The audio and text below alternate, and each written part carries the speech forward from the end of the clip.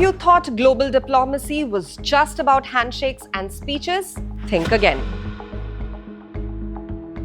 This week, the United States and Russia's summit planning nearly collapsed over something as mundane and absurd as Alaska's hotel availability. American officials working against and around the clock to secure a venue for Friday's face-to-face between US President Donald Trump and his Russian counterpart Vladimir Putin discovered that summer in Alaska means tourist season at full throttle.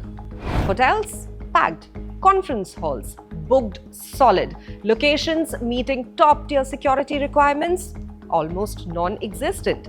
In the end, Anchorage stood alone as the only realistic host city in all of Alaska. Even then, security concerns left just one option: Joint Base Elmendorf-Richardson, perched on the northern edge of the city of Alaska. However, the choice carried political baggage. Hosting Putin on a US military base with the Russian flag waving inside a fortress of American hardware was not the image the White House had in mind. But security trumped optics. There was no other way out of this. This meeting, which is the first Trump and Putin encounter in more than 4 years, is being assembled at breakneck speed. As of Tuesday, even the diplomatic choreography was unfinished. US Secretary of State Marco Rubio spoke with Russian Foreign Minister Sergei Lavrov to iron out certain aspects of preparations, according to Moscow's foreign ministry. So why Alaska? The decision was born out of elimination.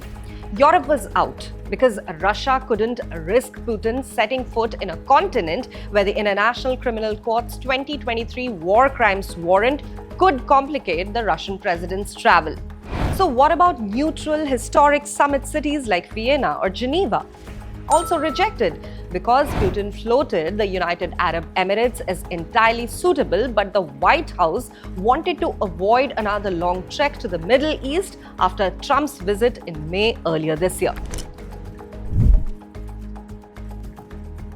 So all in all, in the end, the choice came down to two possibilities. Hungary, led by Viktor Orban, who's a rare ally to both the leaders, or the United States of America itself. Washington insiders say they were genuinely surprised when Putin agreed to the US soil. And not just any soil, Alaska, which is a place once under the Russian Empire's flag.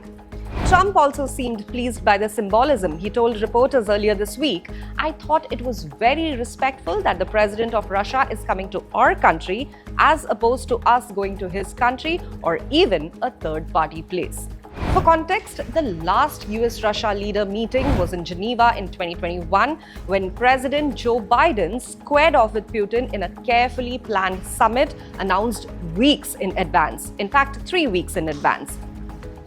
Trump's past encounters with Putin were equally dramatic. Their 2018 Helsinki meeting ended with Trump publicly siding with Putin over US intelligence on Russian election interference, while their first encounter at the 2017 G20 in Hamburg included a private one-on-one discussion that raised eyebrows across Washington. And now, Anchorage joins that list. Not a glittering European capital, not a neutral desert oasis, but a military base in a state where tourists outnumber the available hotel rooms. History, it seems, sometimes takes the most unlikely stage.